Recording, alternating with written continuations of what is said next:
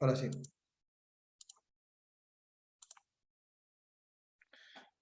Bien. Bueno, como les decía, el tema nuestro es la unidad 12, que continuamos analizando acerca de la revolución marginalista, pero ya salimos un poco de lo que son los padres fundadores y empezamos a analizar un poco el desarrollo particular de la escuela austríaca. Estos son todos los temas que vamos a desarrollar en la unidad, y los que vamos a ver en profundidad de esta clase son los que están marcados en rojo. Vamos a ver algo de Menger, después los otros autores que le dije, von Wieser y von Bauer, teoría subjetiva de valor, seguimos con la teoría subjetiva de valor, teoría de la imputación y teoría de la distribución. También un poco de teoría del interés, y esto que es Methodenstreit, que es una disputa acerca del método que hubo entre Menger y los historicistas alemanes. Es lo que vamos a ver hoy. Bien, seguimos obviamente en el último periodo de nuestra periodización que utilizamos en la cátedra, el periodo de perfeccionamiento analítico, y acá planteé un poco la línea de tiempo de la evolución, digamos, y la erupción de los principales autores austríacos que hubo a partir de la publicación de su fundador, digamos, el fundador de esta escuela, que fue Menger, que entiendo que ustedes vieron con Marcelo, en una clase vieron los principales aportes de Menger y de Gibbons también, con lo cual íbamos a repasar un poquito de eso, pero sin profundizar demasiado. Como les decía, la obra más importante de Menger fue escrita en 1871 y fueron los principios de economía política, que se escribió al mismo año, de modo simultáneo, que publicó Gibbons, y 3 años más tarde había publicado Walras en 1874 su obra más importante. También principios de economía. Bien, sin embargo, en el ambiente intelectual, académico que publica Menger en Austria, no fue bien acogida su obra, la primera obra, primeramente. ¿Por qué? Porque hay un predominio del historicismo alemán.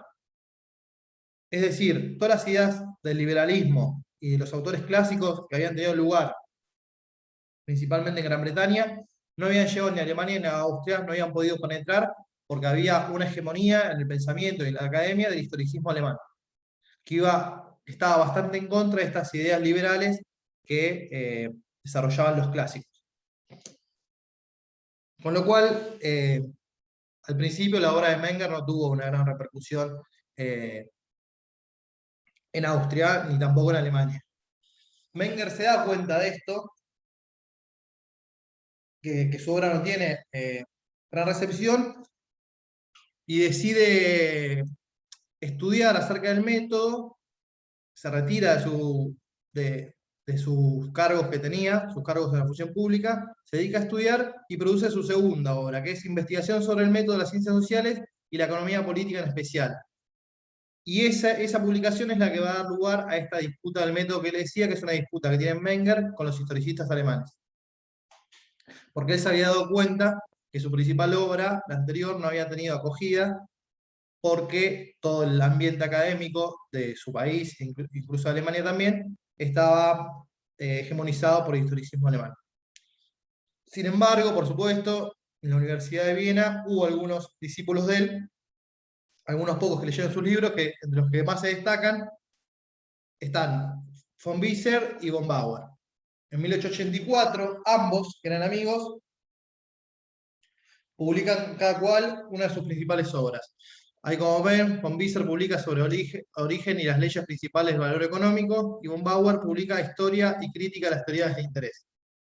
Que la publicación de von Bauer es el primer volumen de una trilogía de libros, digamos, que se considera una obra en sí misma entera, que es esta primera que les decía del 84, en el 89 publica el segundo volumen, que es la teoría positiva del capital, y entre 1909 y 1912 publica su tercera obra, que es Otros ensayos sobre capital e interés.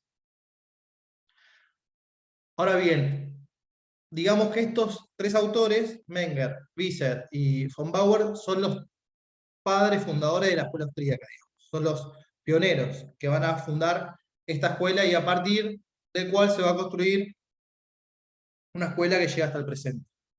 Como vemos ahí, von Wieser en 1914 publica Fundamentos de la economía social, o simplemente algunos libros lo traducen como economía social, a su libro.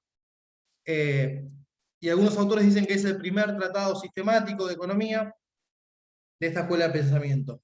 Pero ya veremos adelante, más adelante, que por algunas ideas que desarrolla ahí, y algunas que ya estaban en su primera obra, algunos autores austríacos modernos se animan a decir que las ideas de Visser, de von Visser, no se corresponden con el pensamiento austríaco, con lo cual hoy los austríacos modernos lo cuestionan un poco o no, y vamos a ver por qué. Y bueno, y más adelante, autores más modernos, tenemos como sus principales exponentes a von Mises, que una de sus principales obras es La acción humana, y Hayek con Camino a la servidumbre. Bueno, esto es un pantallazo a los principales autores de esta escuela. Si quieren, ya que somos pocos, me interrumpen y vamos dialogando, no tengo ningún problema. Me van diciendo.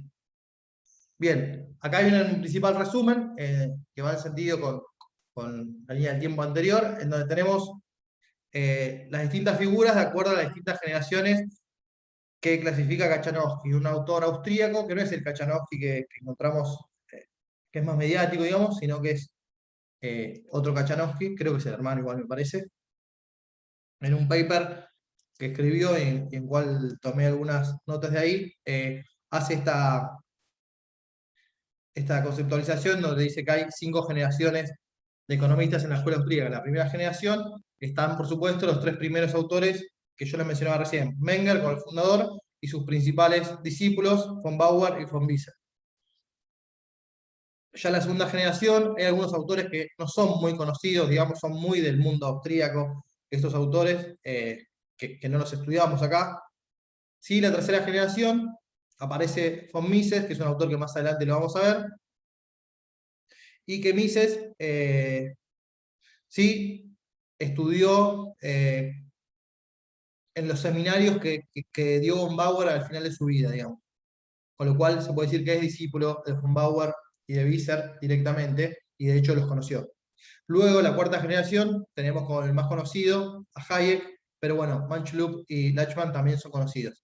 Y ya en la quinta generación son los austríacos modernos, entre los que destacan Kirchner, Murray y Rothbard. Bien, dicho esto, la idea es un poco contar esto que les anticipé un poquito anteriormente acerca de la disputa sobre el método. Como decíamos, Menger fue el fundador de la escuela austríaca, sin embargo, hasta que él escribió no existía tal cosa, solo estaba él. Y en ese sentido, Kachanowski lo cita como diciendo que se encontraba solo con sus ideas y que no había un ambiente propio del liberalismo, que sí estaba en Inglaterra, por ejemplo, pero en Austria no estaba este ambiente, sino que era el único, digamos, exponente que llevaba a cabo estas ideas. Su primer libro, Principio de Economía Política, podemos decir que significaba un doble ataque. Esto un poco ya lo vimos. Por un lado, un ataque a la economía política clásica, con respecto principalmente a la teoría del valor, a la teoría del valor objetiva, a la teoría del valor, ya sea la teoría del valor trabajo, la teoría del valor basada en los costos de producción. Y por otro lado, la escuela historicista alemana. ¿Y por qué decimos que atacaba o trataba de refutar la teoría del valor de los costos de producción de la escuela clásica? Porque para Menger no eran los costos de producción los que determinaban el precio de los bienes, es decir, el valor en cambio, sino justamente a la inversa. Es decir, que el valor en cambio, digamos, que está determinado por la utilidad marginal, el valor en cambio de los bienes finales, que está determinado por la utilidad marginal, iba a ser aquella que va a determinar el valor de los factores de producción. Y Menger los va a llamar bienes de orden inferior y bienes de orden superior. No sé si me recuerda si lo vieron con Marcelo esto, o si se acuerdan si lo vieron, que llamaba a los bienes que satisfacían las necesidades de forma inmediata bienes de orden inferior, y aquellos bienes que se utilizaban para la producción de estos bienes de orden inferior eran bienes de orden superior. ¿Recuerdan eso? Sí, sí. Bien. Sí, creo que sí. Bueno, como le decía, Menger invierte esta relación de causalidad para explicar el valor de los bienes, a diferencia de los clásicos. Y en cuanto a los historicistas, se dice que los principios de economía política vienen a atacarlo, a contradecirlo, porque en la obra de Menger los principios implicaban la existencia de leyes económicas universales y atemporales que eran totalmente negadas por los historicistas. Sin embargo, la principal obra de Menger inmediatamente no tuvo ninguna repercusión de importancia y solo algunos, como le decía, solo algunos discípulos fueron los que la leyeron, y él se dio cuenta que era debido al predominio de la escuela histórica alemana. Y unos pocos lectores fueron von Bauer, von Wieser y Marshall, va a ser uno de los que lea la obra de Menger. Bien, los precursores de la escuela histórica alemana, con estos que se va a dar esta disputa acerca del método y este debate, fueron Müller y List, que son autores que ya vimos anteriormente, pero los principales exponentes fueron Roscher, Hildebrand y Karl Neis. Vamos a ver que con este último, con Neis, tanto von Bauer como von Wieser van a estudiar con él. Bien, sin embargo, a comienzos de la década de 1870, justamente cuando Menger está publicando su primera obra, surge la escuela histórica moderna, cuyo fundador fue Gustav von Schmoller, que va a ser con él que tenga mayores intercambios en este debate. Y veremos que van a ser intercambios que incluso van a llegar hasta agravios personales. Bien, y esta escuela se caracterizaba por negar leyes de validez universal en las ciencias sociales y por oponerse al liberalismo propugnado por los economistas clásicos. Con lo cual ahí estamos viendo que la diferencia de método va a ser bastante pronunciada, digamos. Los historicistas se niegan la existencia de leyes de validez universal, y en cambio Menger viene a proponer justamente lo contrario. Como les decía antes, Menger rápidamente capta el motivo del fracaso de sus principios, y era que en el ambiente académico el predominio o la hegemonía historicista era muy fuerte y no tenía lugar su desarrollo intelectual. Es así que interrumpió su actividad docente para dedicar tiempo a la producción de su segundo libro. En 1883, finalmente, Menger publica investigaciones referentes al método de las ciencias sociales con referencia especial a las ciencias económicas. Y en este tratado va a criticar especialmente la posición metodológica de la escuela historicista alemana y defiende la posibilidad de una teoría universal y atemporal, es decir, una teoría ahistórica, como es, digamos, la escuela austríaca hoy, y que eso sí lo comparte con la escuela neoclásica. Por eso a veces les decía antes de comenzar la clase que era interesante ver al final cuáles son las diferencias fundamentales entre los neoclásicos y los austríacos, porque ambas escuelas, digamos, parten de un mismo origen, que es la revolución marginalista.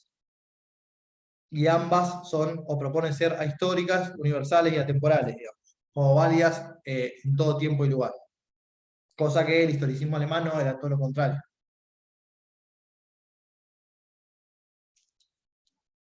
Bien, este trabajo era tanto una defensa de la economía histórica alemana como una animosa defensa, según Spiegel, del método abstracto y generalizador utilizado por el propio Menger en economía. Al adoptar Menger una teoría subjetiva del valor, que interpreta este en función del estado de ánimo del individuo, el autor austríaco declara que la tarea principal de la teoría económica es investigar el comportamiento de los sujetos económicos. Fíjense que acá, con esta oración, en donde dice el autor austríaco declara que la tarea principal de la teoría económica es investigar el comportamiento de los sujetos económicos, hay un cambio de enfoque total con la escuela clásica. La escuela clásica, ¿qué decíamos cuando veíamos? Trataba de investigar acerca de la naturaleza y causa de la riqueza de las naciones, por ejemplo, Adam Smith. ¿Cuál era el origen de la riqueza? Se proponía analizar Adam Smith. Ricardo, las leyes de la distribución de la renta. Y Marx, investigar y descubrir las leyes que gobiernan el modo de producción capitalista. O Con sea, lo cual, sí. el enfoque, digamos. ¿Cómo? No te Que escuché, como que es perdón. bastante del palo de la microeconomía este enfoque. Porque el comportamiento de los sujetos es bastante acotado comparado a lo que vos decías. Justamente, claro. Lo que viene a proponer la revolución marginalista es el individualismo metodológico, ¿no?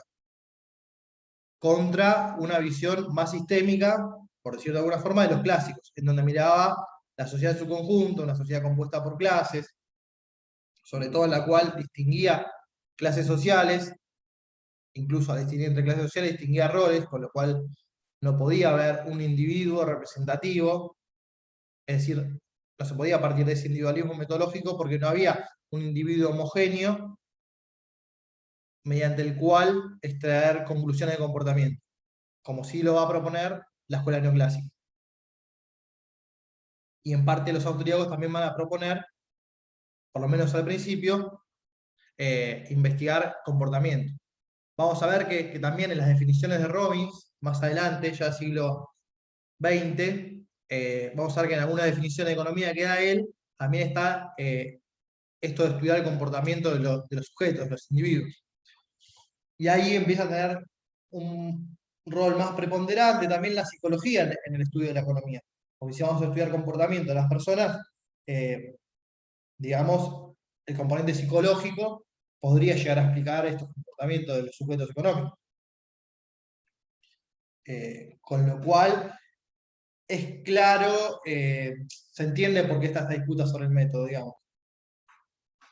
Tanto, por un lado, con los clásicos, como por otro lado, con los historicistas alemanes.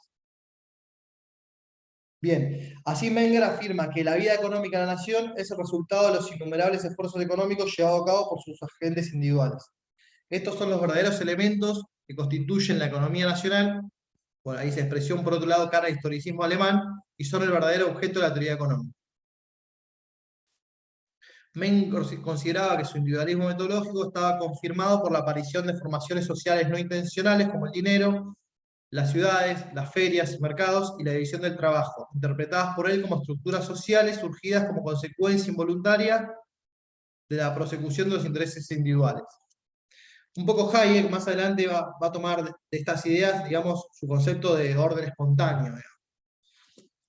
Con lo cual ahí vemos como una continuidad entre las ideas del fundador y aquellos que fueron siguiendo los desarrollos intelectuales más adelante.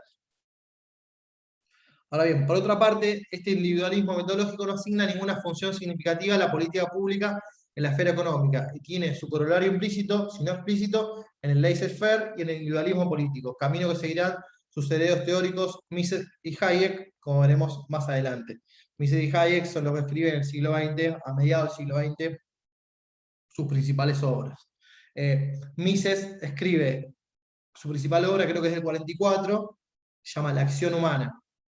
Y Hayek, Camino a servidumbre. Hayek hace en Camino a servidumbre tanto un ataque al estado de bienestar y a las políticas keynesianas como también al estado comunista. Y a grandes rasgos va a decir que tanto una, digamos, el comunismo como el estado de bienestar y el intervencionismo estatal llevan a la dictadura o llevan a procesos dictatoriales. Y Mises, fíjense que su principal obra se va a llamar La acción humana, con lo cual también en línea de explicar la economía a partir de comprender el comportamiento de los individuos. Según Kachanowski, que está citado acá, dice que el primer estudio sistemático de economía desde la escuela austríaca va a ser el de 1914, von Wieser, pero después va a decir que lo pone en duda, Hayek también pone en duda que sea estrictamente pensamiento austríaco, y el segundo, que viene a ocupar ese lugar como un tratamiento sistemático de la economía, es la obra de Mises. Porque después todos habían sido, digamos, más bien abordado cuestiones más parciales. Bien, obviamente, volviendo a esto de la segunda publicación de Menger, la del 83, tiene una acogida favorable. Y acá sí, Schmoller, que es el principal referente del historicismo, del nuevo historicismo alemán, que no había reaccionado a la publicación de los principios de Menger en 1871, sin embargo, con esta nueva publicación reacciona con una fuerte crítica en este libro que se llama los Harbach, no sé cómo se pronuncia en alemán, y en un tono muy ofensivo, ahora sí. Y Menger va a responder a Schmoller con una serie de 16 cartas que se van a publicar bajo el título Los errores del historicismo en la economía política alemana, que eran muy polémicas, como les había anticipado antes, incluso algunas de ellas resultaban injuriosas para Schmoller. y el autor historicista cerró el debate negándose a comentar este compendio de cartas de Menger y se les le devolvió la copia que Menger le había enviado con una carta que, bueno, dicen los autores de la historia del pensamiento económico, no era muy amistosa. Yo, sinceramente, esa carta no la conozco.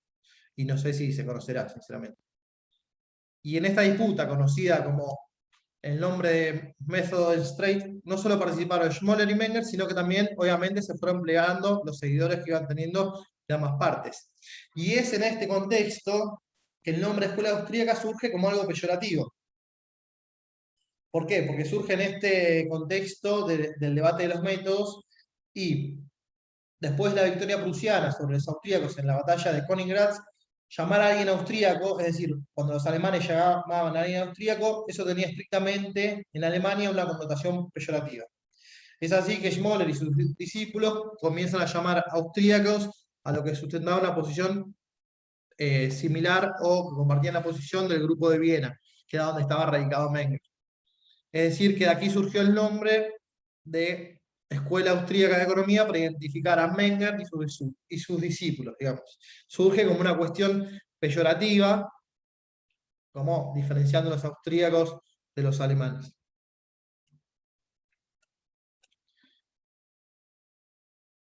Bien, tuvo algunas consecuencias desafortunadas para los austríacos esto, y una de ellas fue que Schmoller llegó al extremo de declarar públicamente que los miembros de la escuela abstracta, es decir, la escuela austríaca, eran incapaces de llenar una posición docente en una universidad alemana.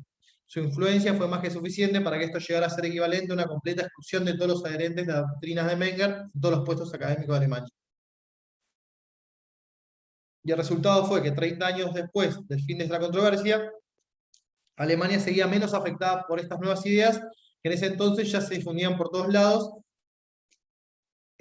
como por ejemplo ya estaban difundidas en Inglaterra a partir de ideas similares que había desarrollado Gibbons, también en Francia habíamos visto, y que ahí se forma la escuela de Lausana, digamos, a partir de los desarrollos de Walras, y la escuela de Cambridge a partir de los desarrollos de Gibbons, que va a retomar en 1890 Marshall, con la publicación de su libro Principio de Economía.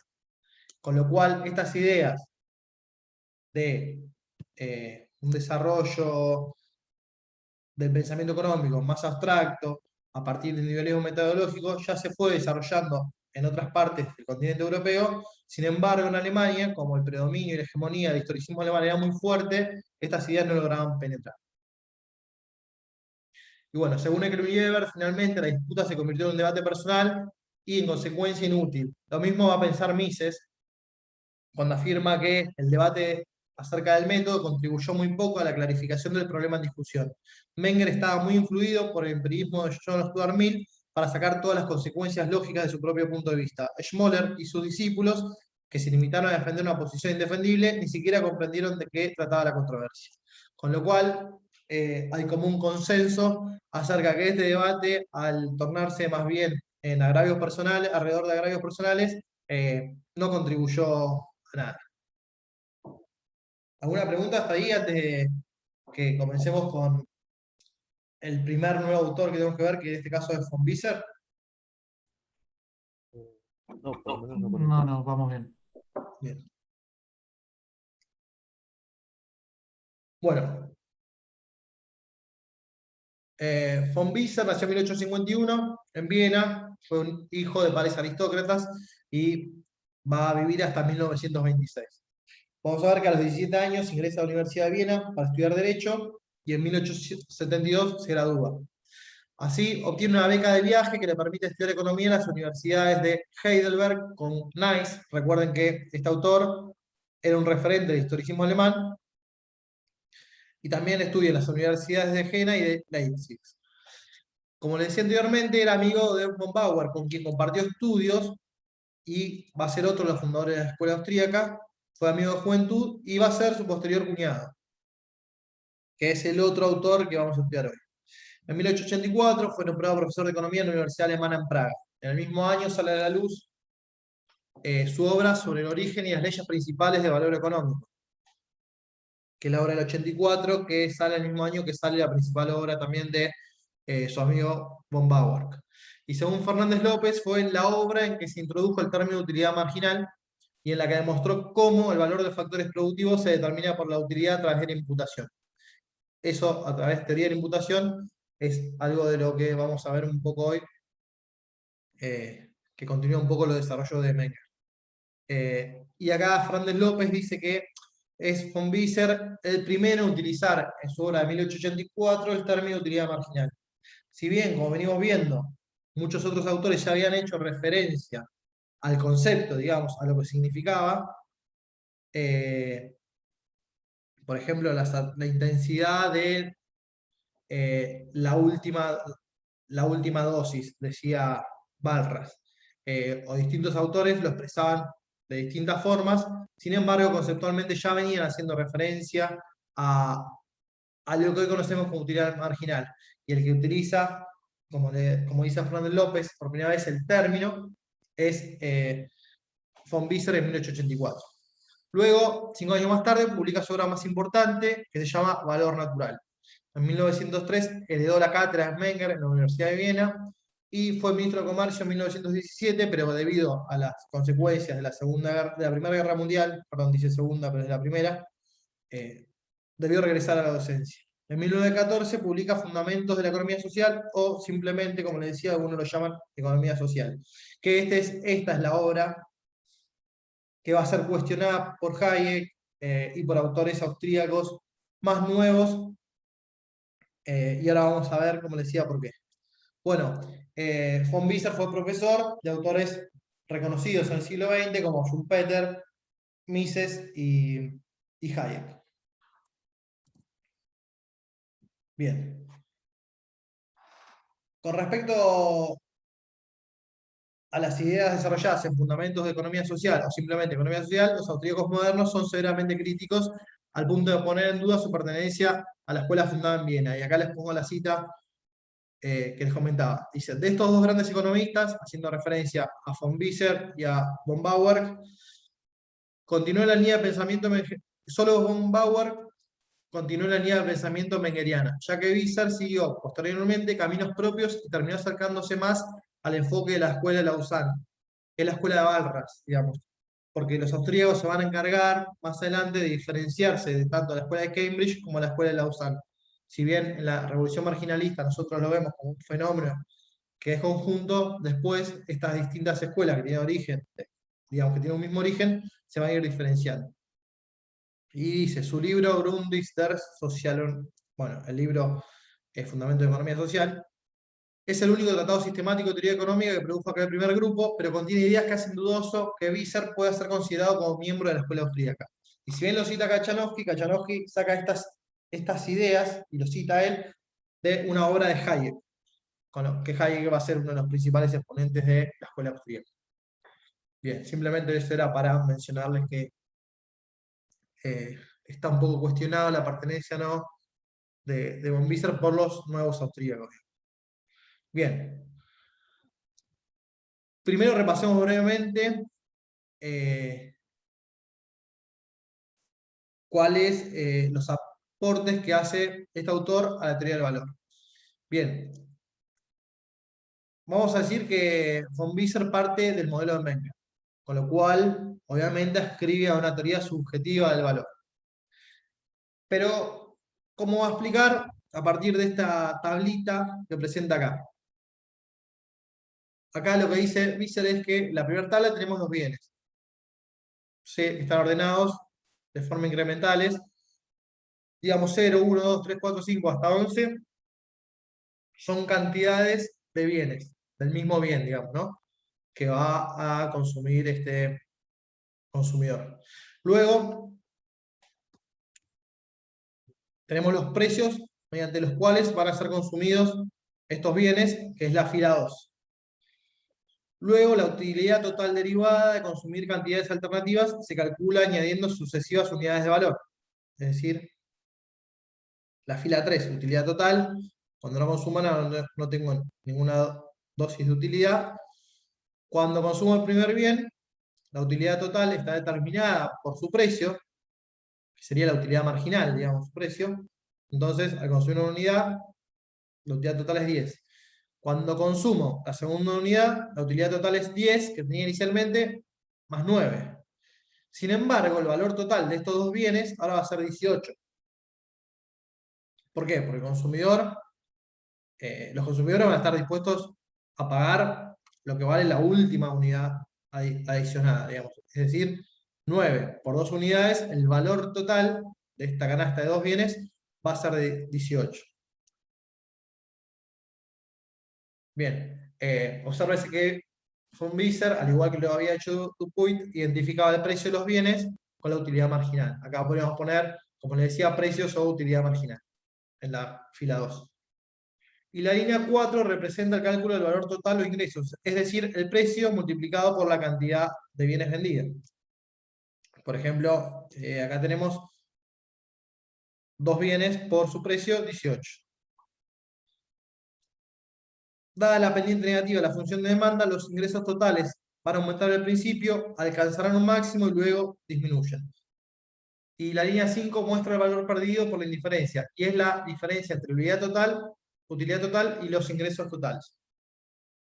Y acá vamos a ver que Wieser argumentaba ahora que el valor total del stock aumenta menos que el precio pagado por las unidades adicionales del bien.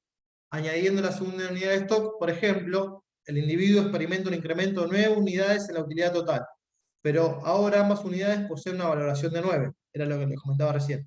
Dado que la unidad marginal representa el valor para el consumidor, este no estaría dispuesto a pagar más de 9 por ambas unidades. Además, en un mercado competitivo, solo puede prevalecer un precio para los bienes homogéneos. Así pues, los ingresos totales aumentarán, es decir, el valor total aumentará, en tanto que el incremento adicional de la utilidad total, acá vemos utilidad total, supere a la pérdida incremental. Es decir, el ingreso total va a aumentar en tanto y en cuanto la utilidad total acá aumenta de 34 a 46 y la pérdida total de 6 a 10, con lo cual acá sigue aumentando el ingreso total. Y vemos que a partir de un punto que lleva al máximo ingreso total comienza el descenso, que es lo que se llama rama descendente von Wieser. Y acá lo vemos un poco más claro con un gráfico que citan Ekelund y Ebert, que son gráficos más acostumbrados a lo que vemos ahora, ¿no? Una curva de utilidad total creciente y una curva de ingreso total que tiene una rama ascendente hasta un punto, que es ese punto que les mencionaba, que les leía en la última oración recién, y desde ese punto comienza a descender, que es la rama descendente del valor, es lo que se llama von Wieser. Y en el cuadro abajo vemos la curva de demanda y la curva de ingreso marginal, es decir, el ingreso total sube hasta que el ingreso marginal es positivo. Luego, cuando el ingreso marginal se convierte en negativo, el ingreso total comienza a descender. Bien, y acá von Wieser identifica algunas antinomias entre el valor y la utilidad. Y en parte infiero yo que es por estas ideas que va a desarrollar que los austríacos modernos no lo tratan con tanto cariño, digamos. Y ahí dice, aunque pensaba que la mayor parte de la producción de la sociedad se encontraba en la rama ascendente del valor, esto es, que los ingresos totales y la utilidad aumentaban juntos, no obstante advirtió la antinomia u oposición entre el valor de cambio y la utilidad en la rama descendente. Con lo cual, digamos, si nos mantenemos en esta parte, si la economía se encuentra en esta parte, utilidad e ingresos totales van a aumentar juntos. Con lo cual, utilidad marginal y precio van a ser iguales. Sin embargo, si nos encontramos en la rama descendente, eso no va a ser así. Y dice, en esta, la utilidad total es todavía creciente cuando los ingresos totales están disminuyendo. Las razones de esta antinomia entre valor y utilidad fueron establecidas claramente por Wieser. Y dice, en toda economía privada independiente, la utilidad es el primer principio. Pero en el mundo de los negocios, en el que la provisión de bienes para la sociedad está en manos de empresarios que desean obtener una ganancia y una remuneración para sus servicios, el valor de cambio ocupa su lugar. Al empresario privado no le interesa por lo general proporcionar la mayor utilidad a la sociedad. Su objetivo es más bien obtener el mayor valor para sí mismo, que es al mismo tiempo su mayor utilidad. La utilidad aparece como el primer principio en la economía del empresario, pero precisamente por ello en el conflicto entre valor de cambio y utilidad social, es el valor de cambio el que vence, por lo menos en la medida en que el empresario tiene poder para actuar según su propio interés.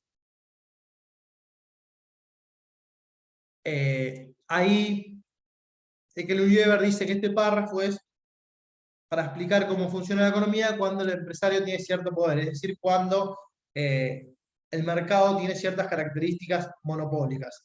Pero para el caso de la libre competencia, la utilidad social será máxima y no habrá antinomia entre el valor y la utilidad. Vamos a ver que uno de los requisitos dentro de los fundamentos de la escuela austríaca es la libre competencia, que no es lo mismo que la competencia perfecta de los neoclásicos. Más adelante vamos a ver cuál es la diferencia. Bien, Visser sostenía que la historia económica de nuestro tiempo es rica en ejemplos que demuestran que la competencia puede presionar notablemente a los precios en la rama descendente del valor de cambio. Es decir, en sus ideas pioneras, Visser va a estar de acuerdo con los neoclásicos en decir que hay que fomentar la competencia, digamos, cuando hay mercados que tienden a ser más bien monopólicos. Bien, a su vez, para Visser existían ciertas anomalías en la producción. La primera de ellas mencionaba que en una economía real el valor de cambio depende no solo de la utilidad, sino también del poder adquisitivo. El valor de cambio en el mundo real no mide necesariamente el valor de uso o utilidad. En el mundo real la producción no se determina solo por la simple necesidad de los bienes, sino también por los recursos de una parte de la población. Y nos va a decir, en su obra Valor Natural, que es la de 1884, en vez de las cosas que tendrían la mayor utilidad, se producen las cosas que se pagan mejor. Cuanto mayores son las diferencias en la riqueza, más llamativas son las anomalías de la producción. Se provee de lujos al caprichoso y al glotón, mientras que se es sordo para las necesidades del miserable y el pobre. Es por tanto la distribución de la riqueza la que decide qué es lo que se va a producir e induce el consumo de tipo más antieconómico. Un consumo que despilfarra en el disfrute innecesario y culpable lo que podría haber servido para sanar las heridas de la pobreza. Bueno, este párrafo que está citado en Ekelund-Weber, un poco que va en contra del ideario austríaco, digamos, ¿no? Está diciendo que el valor de cambio no solo va a depender en la economía real, no solo depende de la utilidad, sino también del poder adquisitivo. Es algo que los austríacos actuales estarían totalmente en contra con esa afirmación. Ahora bien, esa es una de las anomalías, digamos. Y la segunda habla acerca de la disparidad del poder adquisitivo de los demandantes, que lleva a otra anomalía. El precio de algunas mercancías, por ejemplo el pan, se determina por la valoración de los compradores más débiles o pobres. Y siguiendo el análisis de Ekelund-Weber, los ricos no tienen que pagar su precio de demanda máximo por el pan, sino solo el precio determinado por la valoración del comprador más débil o pobre. Entonces, dice Visser, solo cuando los ricos compiten entre sí por lujos, pagan según su propia capacidad y son medidos de acuerdo con su propio nivel personal. Es decir, los precios del mundo real no reflejan, por lo general, las valoraciones de utilidad marginal que existirían si la utilidad marginal del poder adquisitivo fuera la misma para todos los demandantes individuales. Bueno, con lo cual la otra anomalía en la producción va a ser la disparidad del poder adquisitivo. Entonces, recuerden, para Visser hay dos anomalías en la producción, y una es que el valor de cambio no solo depende de utilidad, sino del nivel de poder adquisitivo, y la segunda es la distribución dispar de este poder adquisitivo de los demandantes. ¿Hasta ahí vamos bien?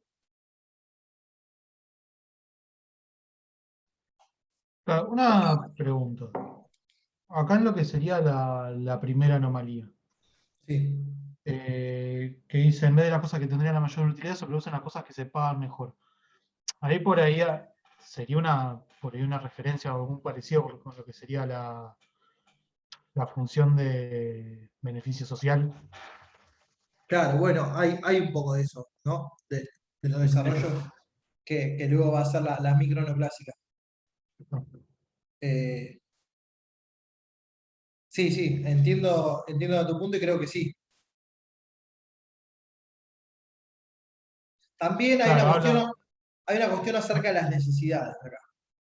Como si ustedes se fijan tanto en la economía neoclásica como en la economía austríaca, la definición más común de economía neoclásica es la ciencia que estudia los medios escasos para satisfacer necesidades múltiples o necesidades infinitas.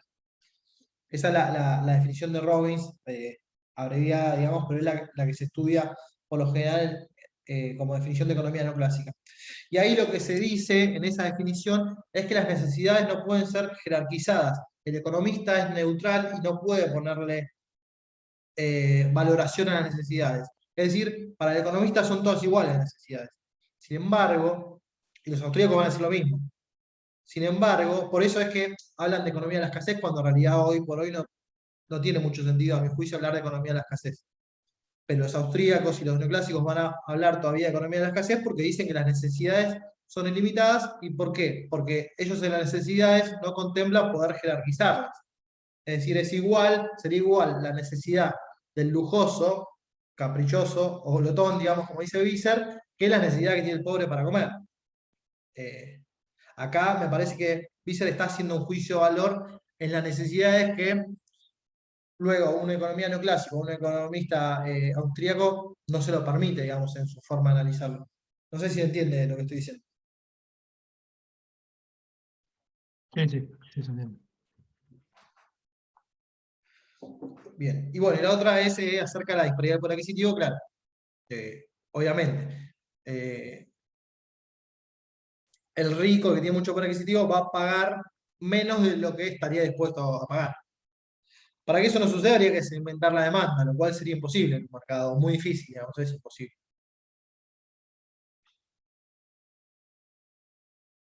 Bien. Claro, en ese caso también hablaría, siguiendo lo que te dije, de que tendrían un excedente mucho mayor que las ramas de menores ingresos.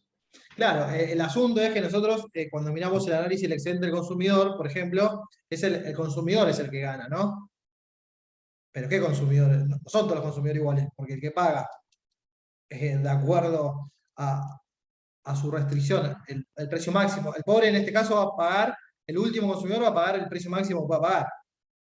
Y el rico va a pagar un precio muy por debajo de lo que él podría pagar o estaría dispuesto a pagar. Pero bueno, ese que nosotros estudiamos, ese excedente consumidor, en realidad, algunos consumidores se lo van a apropiar, no todos.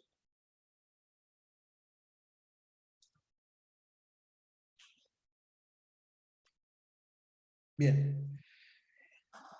El próximo tema que desarrolla Visser es la teoría de la imputación, para explicar cómo se determina el costo de los factores productivos. Recuerden que esto parte del análisis de Menger, quien sostenía que el valor de los bienes de orden superior depende del valor de los bienes de primer grado, a la inversa de lo que suponía la escuela clásica. Es decir, la escuela clásica decía que el precio de los bienes finales se formaba por la suma del salario, la renta, los beneficios. Es decir, la suma de los costos de producción determinaba cuál era el valor del bien final en el mercado. Sin embargo, Menger y los austríacos en general van a decir que no, que es al revés. Que el valor del bien final se determina por las valoraciones subjetivas de los consumidores en el mercado, y es ese bien final, ese valor del bien final, el que luego va a determinar el valor de los factores productivos. Y esto es lo que se llama, en parte, la teoría de la imputación. Bien, recordemos que Menger había argumentado que el valor de un bien complementario en la producción podía determinarse retirándolo de la combinación que daba lugar al producto cuando la productividad marginal del factor fuera la más alta. Y en sus propias palabras decía, suponiendo un caso que todos los bienes disponibles de orden superior se utilizan del modo más económico, es decir, más eficiente, el valor de una cantidad concreta de un bien de orden superior, es decir, de un insumo o de un factor productivo, es igual a la diferencia entre la significación de aquellas satisfacciones que podríamos obtener en el caso que dispusiéramos la cantidad del bien de orden superior y cuyo valor analizamos, y aquellas otras que podríamos obtener si no pudiéramos disponer de esa cantidad. Es decir, hay una especie de costo de oportunidad en esta definición del valor de los costos de producción. Primero lo que mira es qué valor de bien final podemos generar con todos los factores productivos. Bueno, supongamos 10.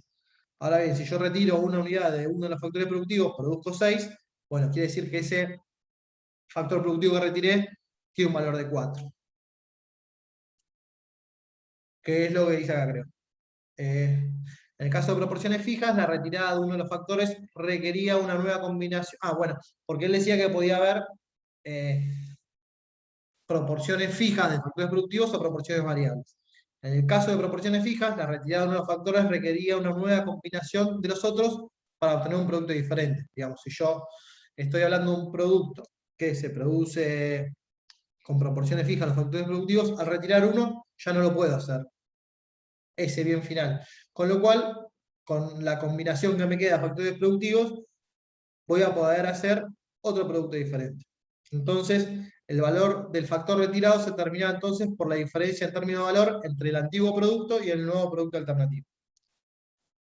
Y para el caso de proporciones variables, el factor productivo retirado, el valor del factor productivo retirado se determina por la diferencia de valor entre la cantidad producida de un mismo bien, utilizando todos los factores, y el valor de la cantidad producida de ese mismo bien con el factor cuando se retira el mismo. Digamos, en un caso, es lo mismo en realidad a los términos de explicar la teoría de imputación, pero lo que decía Menger es que si hay proporciones fijas, cuando yo retiro un factor productivo, ya no puedo hacer más ese bien que hacía anteriormente y tengo que hacer otro. Y para determinar el valor de ese factor productivo, comparo el valor final de los dos bienes diferentes. En cambio, cuando hay proporciones variables, si yo retiro un factor productivo, voy a seguir produciendo el mismo bien, pero en una cantidad menor. Y el valor de ese factor productivo retirado va a estar determinado por la diferencia entre la primera cantidad y la segunda. Eso es lo que decía Menger, y que von Wieser estaba de acuerdo con eso. Pero él viene a solucionar un problema que él nota. Y dice que notó que esta explicación presentaba un problema y que se puede incurrir en una sobrevaloración. Y dice, supóngase que tres factores en su mejor alternativa producen 10 unidades de valor. Retírese un valor y combínese los dos restantes del modo óptimo. Si se genera un producto de 6 unidades de valor, el valor del factor retirado es de 4. Es un poco lo que les anticipaba anteriormente. Sin embargo, el problema advertido por Wieser era que todos los factores, los tres, podían valorarse de la misma manera, dando como valor total 12.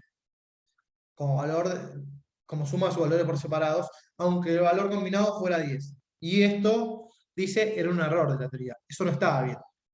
Y, según Ecken y Weber, von Wieser resolvió este problema en su obra Valor Natural, diciendo que el elemento decisivo no es la porción del rendimiento que se pierde a través de la pérdida de un bien, sino la que se asegura por su posesión. Y bueno, y acá hay un ejemplo que pone, que a ver si quizás ilustra un poco más, y dice, si un tigre está a punto de abalanzarse sobre un cazador que depende del rifle y sus cartuchos, está claro que el valor de la combinación es el éxito del disparo, dado que tomados por separado no puede calcularse el valor de cada uno de ellos. Como señaló Wieser, hay dos incógnitas, x e y, y una ecuación, x e y, x más y igual a 100, siendo 100 el resultado del valor siendo 100 el valor del resultado satisfactorio, y x e y sería, uno sería el cartucho y el otro el rifle. Entonces, eso matemáticamente, como hay más incógnitas que ecuaciones, no puede resolverse. ¿Cuál es la alternativa que propone?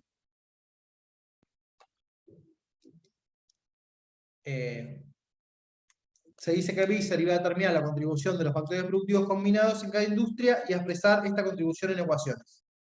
Como le indicaba, no solo es posible separar aproximadamente estos factores, sino expresarlos en cifras exactas, tan pronto como reunamos y midamos todas las circunstancias importantes del asunto, tales como la cantidad de los productos, su valor y la cantidad de los medios de producción empleados. Si tenemos cuidadosamente en cuenta estas circunstancias, obtenemos una serie de ecuaciones que estamos en disposición de realizar un cálculo fiable de lo que hace cada instrumento de producción. Y acá le voy a proponer es un sistema de tres ecuaciones industriales, es decir, se pueden considerar tres ecuaciones de tres ramas industriales distintas y que tiene estos números: x más y igual a 100, la segunda ecuación 2x más 3z, 290, y la final 4y más 5z igual a 590, en donde 100, 290 y 590 sería el valor total producido por los factores combinados, y x, z, y son los factores productivos, que en este caso son tres. Entonces, teniendo tres factores productivos, que son tres incógnitas, y tres ecuaciones simultáneas, esto tendría resolución matemática. Con lo cual, se puede resolver y se determina simultáneamente el valor de cada uno de los factores productivos.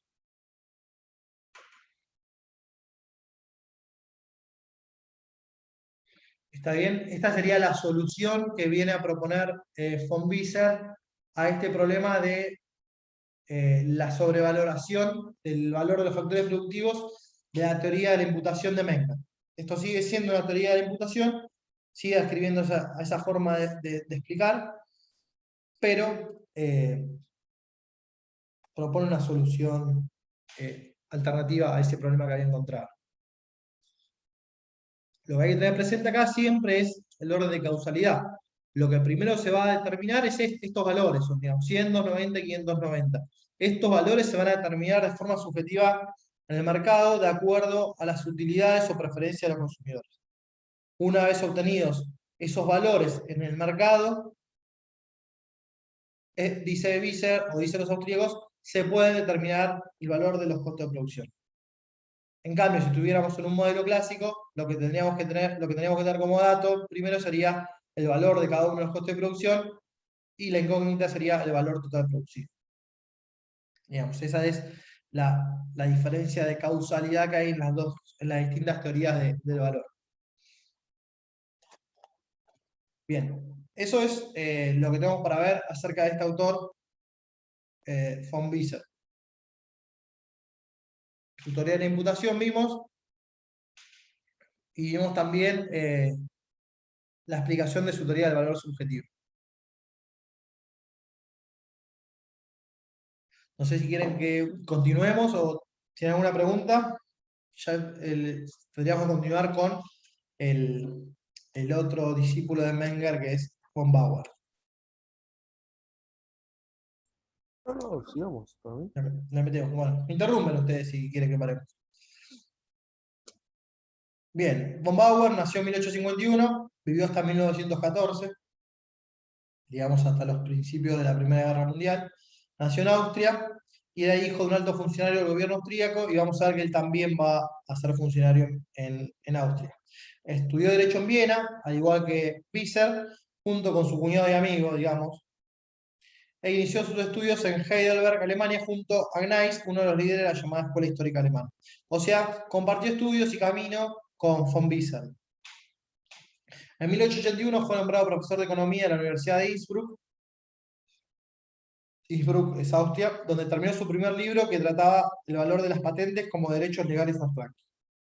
En 1884 va a publicar el primer volumen de sus 3 volúmenes que tiene su principal obra llamada Capital e Interés, y el primer volumen se titula Historia y Crítica de las Teorías sobre el Interés. 5 años más tarde publica su segundo volumen, llamado La Teoría Positiva del Capital, en donde, según Ekelund y Ebert, probablemente fuera el más importante de toda su producción. Su tercer volumen se publica entre 1909 y 1912 y se titula Otros ensayos sobre capital e interés. El autor dedicó parte de su vida a la función pública y fue ministro de Hacienda en Austria en 3 ocasiones. Primero en 1895, la cual abandona brevemente, luego en 1897 y finalmente en 1900. Según Ekelund y Ebert, su paso por el ministerio estuvo asociado a una gran estabilidad y progreso de la gestión financiera en Austria. Sin embargo, en 1904 renunció a su puesto y reanudó su enseñanza y publicaciones académicas en la Universidad de Viena. Ya en la universidad aceptó dirigir un seminario que se dictaba todos los viernes. Un seminario que se volvió bastante importante, sobre todo en la difusión de las ideas de esta incipiente Escuela Austríaca de Economía. Y su primer tema de debate fue acerca, por supuesto, de la teoría del valor. Y acá, fíjense que entre sus asistentes se destacaban personalidades importantes del siglo XX. Otto Bauer, que era un marxista, Schumpeter, digamos que también fue reconocido como autor de la escuela austríaca. Algunos lo cuestionan y dicen que no, que luego se volvió más neoclásico, digamos por así decir, y que sería el principal continuador de la escuela austríaca, Ludwig von Mises. Es decir, Mises fue discípulo de los seminarios que dictaba von Bauer en la Universidad de Viena. Tal es así que en 1913, un año antes de la muerte de él, el tema de discusión en el seminario fue el libro de Mises, Teoría del Dinero y del Crédito.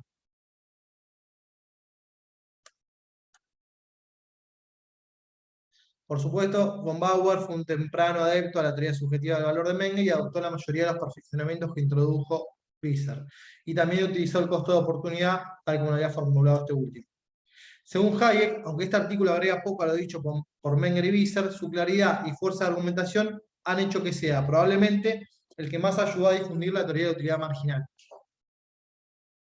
Esto lo, digamos, dicen que von Bauer no viene a aportar mucho a lo ya escrito por Visser y por Menger, pero sí agregan en general que fue mucho más claro y sobre todo un gran difusor de las ideas de la escuela austríaca. Bien, en teoría positiva del capital, von Bauer demostró la determinación del precio en competencia cuando éste se da simultáneamente en el mercado de compradores y en el de vendedores. Y acá vamos a analizar este ejemplito mediante el cual tenemos 10 compradores de caballo que lo vemos en la primera fila. Están ordenados de A1 a A10 los compradores. Y disminuyen su valoración por los caballos, los compradores, digamos, de izquierda a derecha.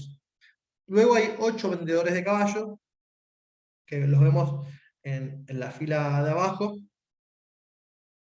y estos van a aumentar su valoración por los caballos, es decir, de izquierda a derecha, al revés. Uno de los supuestos de este modelo es que todos los caballos son de igual calidad y todos poseen conocimiento perfecto del mercado. Esto que todos poseen conocimiento perfecto del mercado, veremos que es una característica de la escuela austríaca al principio. Sin embargo, los austríacos actuales van a decir que no existe la información perfecta. Una de las diferencias que tienen con los neoclásicos. Pero en aquel entonces, todavía, por lo menos en este modelo de von Bauer, todos tenían conocimiento perfecto del mercado. Bien. ¿Y cómo se determina el valor de cambio? Se pregunta. Dice, a una postura de 150 unidades, busquemos acá, 150 unidades, vamos a tener que todos los compradores estarían dispuestos a comprar 150 pesos, perdón. Entonces tenemos un A1 está dispuesto a comprar porque su valoración es de 300 pesos, A3 también porque es 260, por ejemplo, e incluso el que lo valora menos también porque es su valoración máxima, digamos. Con lo cual teníamos 10 compradores para un precio de 150 pesos. Y lo que tenemos que mirar ahora, ¿cuántos vendedores tendríamos para ese precio? Tendríamos 1, 2, 3. Ya de 4 no estaría dispuesto a vender a 150. Con lo cual, el mercado, digamos, en términos barracianos, no se va a vaciar a un precio de 150. Porque vamos a tener los 10 compradores, pero solo apenas 3 vendedores. Después, en el ejemplo de Bauer dice, bueno, miremos qué pasa a 210. A 210 tenemos 6 compradores. Sin embargo, tenemos 1, 2, 3, 4, 5 vendedores, ¿es cierto? Con lo cual tampoco hay un equilibrio ahí. Ahora bien, si yo miro 215, tenemos 1, 2, 3, 4, 5, P6, 6 vendedores, pero tenemos a un precio de 215, se nos queda fuera de la compra a 6. Con lo cual tenemos los 6 vendedores a 215, pero tenemos los 5 compradores. Entonces, lo que va a decir Bauer es que el precio de mercado va a estar entre 2.10 y 2.15. Y esta es la solución que propone. ¿Se entendió un poco la explicación de este ejemplo?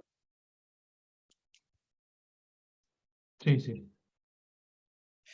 Y acá dice Eckenweber, por ejemplo. Así pues, von Bauer establecía que son estos pares marginales de compradores y vendedores, y solo estos pares marginales, los que determinan el precio. Fuera de estos límites pueden agregarse compradores y vendedores hasta el infinito sin que sea afectado el precio de equilibrio.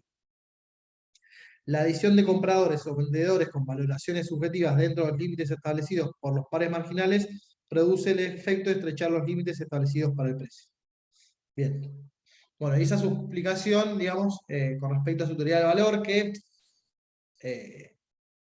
según Hayek no viene a aportar nada, sino que viene a clarificar por su forma de presentarlo y además por su forma de difundirlo. Incluso, según Fernández López, también en el mismo sentido de Hayek, vemos ahí, dice que reescribió a Menger y la lectura de las contribuciones del discípulo ayuda a comprender más acabadamente a su mentor. Sin embargo, el aporte más característico y relevante de von Bauer son los fundamentos de la tasa positiva de interés. Es decir, que puede inducirnos a tomar un préstamo hoy y comprometernos a devolver en el futuro una suma mayor. Y esto es, una de sus aportaciones es justamente la teoría de la tasa de interés. El autor consideraba el interés como un pago por el uso del capital y basó su teoría del interés en la preferencia temporal positiva. La proposición fundamental de que los bienes presentes valen más que los bienes futuros, la proposición fundamental era que los bienes presentes valen más que los bienes futuros. Y presentó 3 pruebas para sostener su argumento. La primera causa capaz de producir una diferencia de valor entre bienes presentes y los futuros procede de la naturaleza premiante de las necesidades presentes. Como observa von Bauer, no somos indiferentes ante el futuro, pero vivimos en el presente. Las necesidades futuros se sienten casi siempre como menos apremiantes que las necesidades inmediatas. Esa era la primera causa que explicaba una tasa de interés positiva. La segunda causa de la diferencia de valor entre los bienes presentes y futuros es que los seres humanos subvaloramos sistemáticamente las necesidades futuras y los medios para satisfacerlas. ¿Y cuáles son la base de este argumento? En primer lugar, el panorama de nuestras necesidades futuras es incompleto. Y en segundo, que entre la elección de ahora y después probablemente escojamos asociar una necesidad presente. Es decir, entre ahora y después dice, por lo general vamos a elegir el ahora justamente por la incertidumbre que hay en el después, en el mañana. Y C, dada la incertidumbre y la brevedad de la vida, preferimos disfrutar hoy que en un mañana incierto. Bueno, decía recién. Y la tercera causa, la diferencia de valor entre los bienes presentes y los futuros, es la superioridad técnica de los bienes presentes sobre los bienes futuros como medio de satisfacer las necesidades humanas. Los bienes presentes, incluido el dinero, pueden introducirse en la producción más pronto que los bienes futuros, de tal suerte que el flujo de productos surgido a partir de los productos intermedios será siempre mayor si empiezan ahora que si lo hacen en algún momento del futuro. Esta tercera característica, o tercera causa que explicaría una tasa de interés positiva, es en parte también lo que da lugar a su teoría acerca del capital, que es el otro aporte que va a ser von Bauer. Y en conclusión, vamos a decir que el interés será la prima que pagamos por los bienes presentes por encima de los futuros. Desde el lado del prestamista, el interés es la compensación exigida para aplazar el mayor disfrute ligado a los bienes presentes. Fíjense que, bueno, capaz que lo vieron en economía política también, los fundamentos, digamos, o la explicación de lo que es una variable como la tasa de interés, qué significa para esta teoría, puede determinar toda la estructura teórica. Vamos a ver, cuando hagamos la revolución keynesiana, que Keynes viene a atacar esos fundamentos de la escuela neoclásica. Los fundamentos de decir qué significa una tasa de interés, por ejemplo. Pero bueno, eso lo vamos a ver en las próximas clases. Así se advierte que la teoría del interés y del capital para von Bauer echa raíz en la teoría subjetiva del valor. Es decir, explica la posibilidad de una teoría del interés, en principio, por las valoraciones subjetivas entre los bienes presentes y los bienes futuros.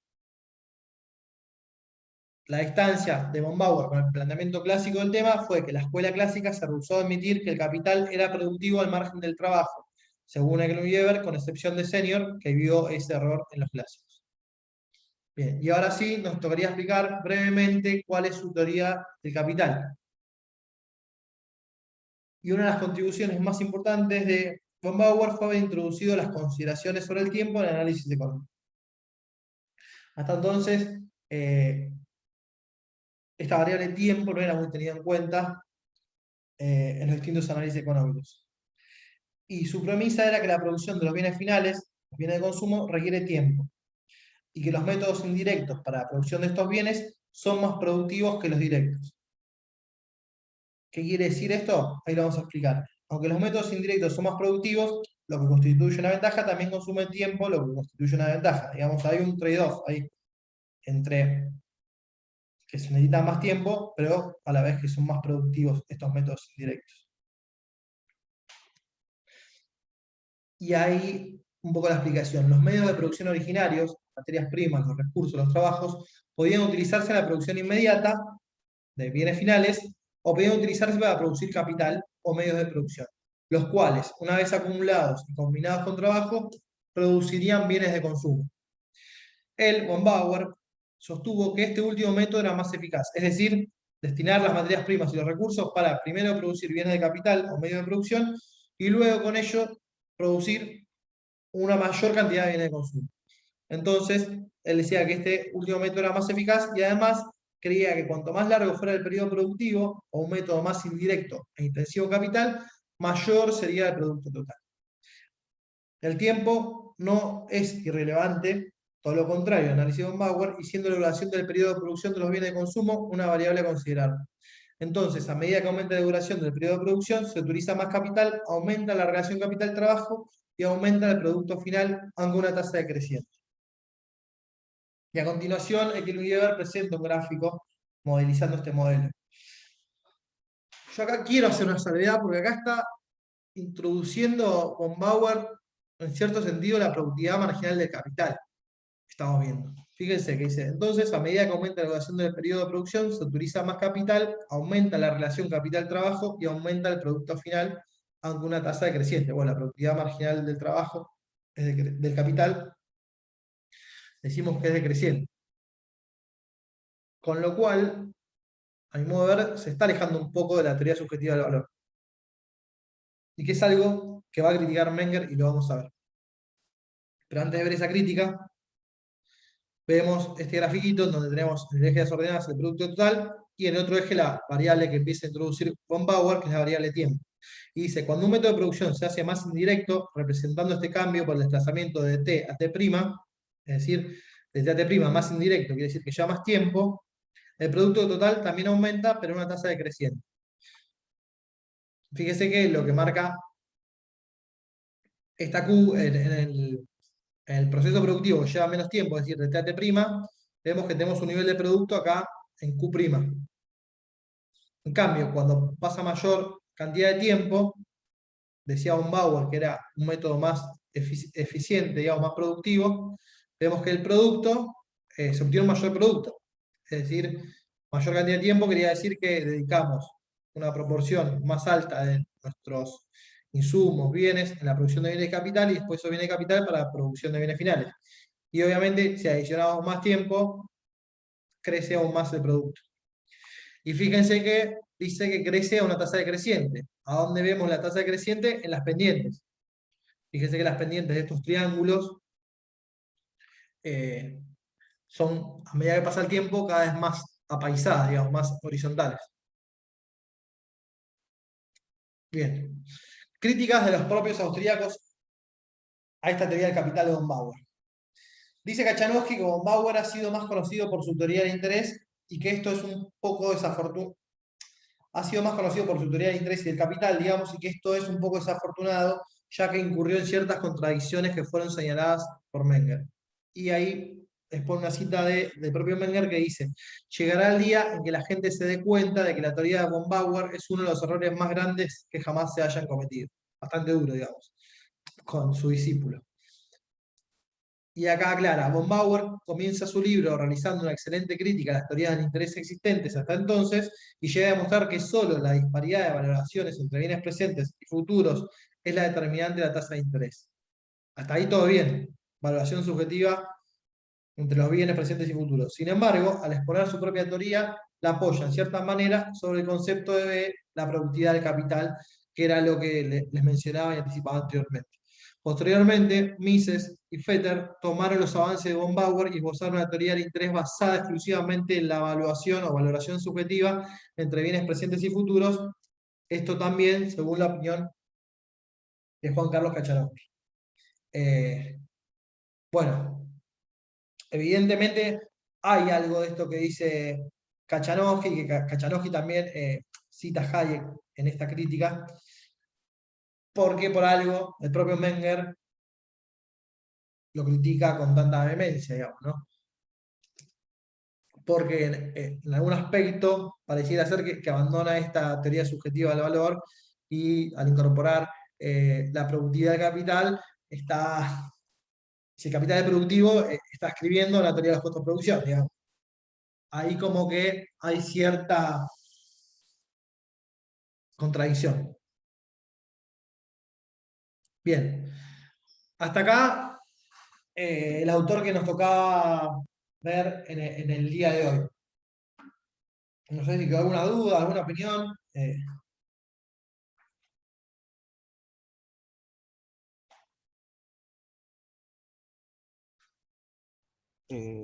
No, Bien. seguramente cuando vuelvas Claro, a repasar, sí, van a empezar a aparecer como siempre. claro, el hilo de la explicación lo seguí bárbaro, después cuando lo vuelva a leer es otra cosa. Está bien. Bueno, y brevemente para terminar, estas diferencias esenciales entre la escuela austríaca, la nueva escuela austríaca y la neoclásica. Digamos. La nueva escuela austríaca, hacemos referencia a aquella ya a partir de las reformulaciones de Hayek y Mises, que, por decirlo de alguna forma, vienen a purificar, por decirlo de alguna forma, eh, los errores que, según ellos, se encontraban tanto en Visser como en esta teoría del capital de Bauer. Es decir, sería la nueva escuela austríaca. Por ejemplo, en los paradigmas tenemos acá los puntos de comparación y las distintas concepciones de estos puntos de comparación para las dos escuelas. El concepto de lo económico, principio esencial. Para el paradigma austríaco, lo económico está basado en la teoría de la acción humana entendida como un proceso dinámico, praxeología, es decir, análisis de la acción humana. En cambio, para los neoclásicos es la teoría de la decisión, maximización sometida a restricciones, concepto estrecho de racionalidad. Luego, el punto de vista metodológico. Para los austríacos es el subjetivismo. En cambio, para el paradigma neoclásico, estereotipo del individualismo metodológico, objetivista. Y los protagonistas en los dos paradigmas son distintos. Los protagonistas de los procesos sociales. El empresario creativo para el paradigma austríaco y el homo económicos para el paradigma neoclásico. En este sentido, el paradigma neoclásico no puede distinguir en un empresario o un trabajador si parte de un agente individual representativo como es el homo económico. Bueno, ahí hay una diferencia para ahí. Y posibilidad de que los actores se equivoquen a priori y naturaleza del beneficio empresarial. Los austríacos dicen, se concibe la posibilidad de cometer errores empresariales puros que hubieran podido evitarse con más perspicacia empresarial para darse cuenta de las oportunidades de ganancia. En cambio, para los neoclásicos no se concibe que existan errores de los que uno pueda arrepentirse, pues todas las decisiones pasadas se racionalizan en términos de costes y beneficios. Los beneficios empresariales se consideran como la renta de un factor más de la producción, es decir, con la productividad marginal del capital. Por eso decíamos que en el análisis de la teoría de capital de von Bauer no podía estar la productividad marginal del capital porque estaba hablando de otro paradigma. Entonces, concepción de la información. Para los austríacos el conocimiento de la información son subjetivos, están dispersos y cambian constantemente. Ahí es que entra en juego la creatividad empresarial. Distinción radical entre conocimiento científico, que es objetivo, y práctico, subjetivo. En cambio, para el neoclásico se supone información plena en términos ciertos o probabilísticos de fines y medios que es objetiva y constante. No distingue entre conocimiento práctico y científico. Foco de referencia, proceso general con tendencia coordinadora. No se distingue entre la micro y la macro. Todos los problemas económicos se estudian de forma interrelacionada según los austríacos. Y en cambio, paradigma neoclásico, modelo de equilibrio general o parcial. Separación entre la micro y la macro. Acá, una diferencia relacionada a esto es, para los neoclásicos, hablan de equilibrio de mercado, cómo se llega al equilibrio de mercado. En cambio, los austríacos hablan de proceso de mercado. Dice que el mercado se va adaptando, pero no hablan de un equilibrio. Con lo cual, son críticos totales de la teoría del equilibrio general raciana, digamos. Con lo cual, ahí, a partir de esa revolución marginalista, podemos decir que hay una decisión entre estas dos escuelas, por lo menos la de Lausana y la de Viena. Concepto de competencia. Proceso de rivalidad empresarial para los austríacos y situación o modelo de competencia perfecta. Para mí hay un poco de trampa ahí en los austríacos, porque dicen que es distinta su concepto de competencia. Cuando argumentan, ellos dicen, no, tiene que haber competencia y libertad de empresa, dicen. Y para ellos la competencia es que haya libertad de entrada, que nadie ponga ninguna limitación a la entrada a un mercado en particular. En cambio, los neoclásicos son partidarios del modelo de competencia perfecta, con lo cual las implicancias de política económica acá es que eh, los neoclásicos podrían defender una política de defensa de la competencia, en cambio los austríacos dicen no, simplemente dicen si hay un monopolio en el lugar es porque es lo más eficiente y porque el empresario es capaz de hacer, el empresario monopólico, de producir en mejores condiciones que si estuviéramos con más oferentes. Con lo cual, y lo único que hay que garantizar es que haya libertad de entrada, es decir, que no haya límites legales o normativos, digamos, porque claramente que una empresa sea monopólica es una barrera de entrada de hecho. Bueno, para ellos no.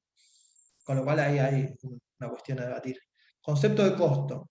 Subjetivo depende de la perspicacia empresarial para descubrir nuevas vías alternativas y objetivo constante se puede conocer por un tercero y medir.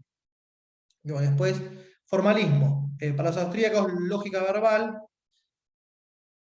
No usan la matemática como herramienta los austríacos, en cambio los neoclásicos sí. Relación con el mundo empírico, racionamiento a priorístico deductivo, dice, que son los austríacos y no hipotéticos deductivos.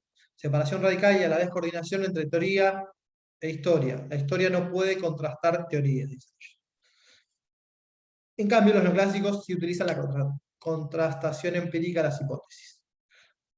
Posibilidades de predicción específica para los austríacos es imposible. La predicción y no es uno de los objetivos del análisis económico. En cambio, la predicción sí es un objetivo para los neoclásicos. Y a ver, estado actual de paradigma, notable resurgimiento en los últimos 20 años, especialmente tras la crisis del keynesianismo y la caída del socialismo real. Claro, hay una nueva irrupción de esta nueva escuela austríaca a partir de la crisis de los 70, digamos, del paradigma keynesiano, pero sobre todo con la caída de la Unión Soviética, y de hecho es algo que esta irrupción de los austríacos la estamos viendo incluso mediáticamente. Eh, y ahí vemos después teoría de la banca libre y los ciclos económicos. Yo, Sí, no, termina, que lo digo como una cuestión más al final. bien, bien. Bueno, vemos esto, teoría de la banca libre y los ciclos económicos. Es de Hayek, esa teoría de la banca libre. Eh, en cambio, los neoclásicos no, son monetaristas los neoclásicos, pero proponen políticas para desarrollar por un banco central. Ahora bien, también con respecto al fenómeno inflacionario, esto es uno de los temas que tienen las mismas recomendaciones de política económica con respecto a la emisión monetaria, por ejemplo, pero según ellos el proceso mediante el cual se produce digamos, la situación negativa a partir de la emisión de dinero es distinta. ¿Qué dicen los austríacos? Que cuando se produce una emisión de dinero no acorde, lo que van a modificarse son los precios relativos. No se van a modificar el nivel de precio general como dicen los neoclásicos.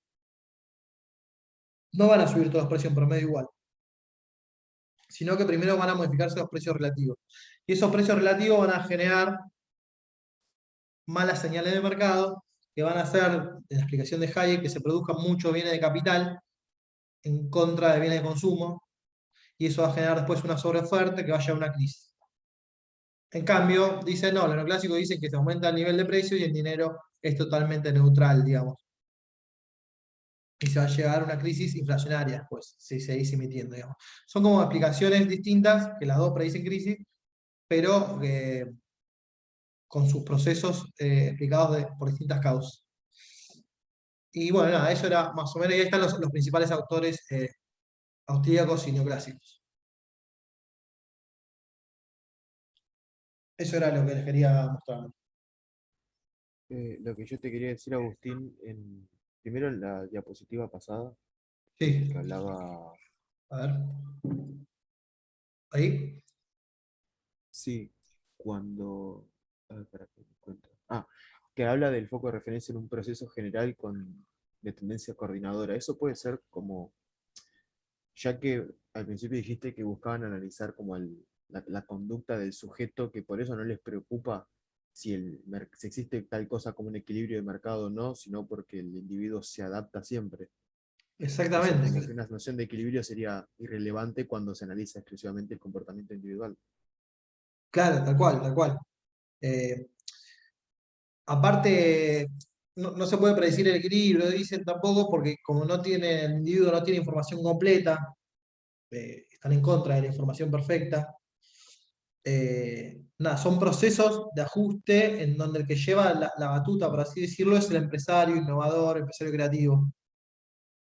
Y es él el que va tomando decisiones y que puede cargar con errores a cuesta también, se puede equivocar, dice.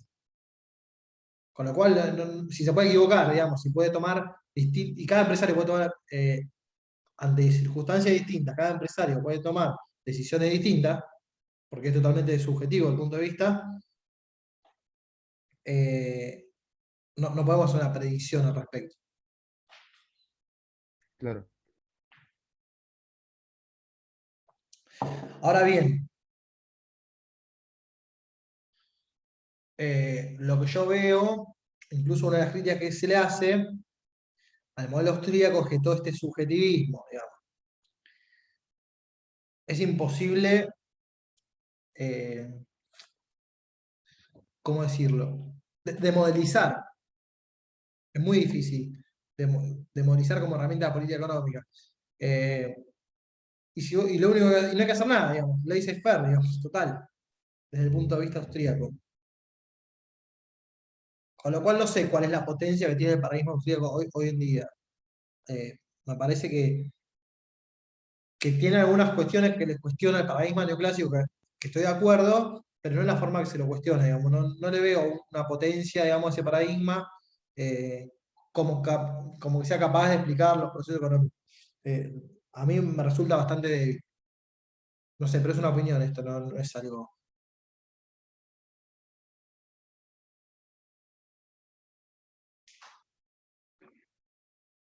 Bien, voy a parar la grabación, así queda la clase acá y si quieren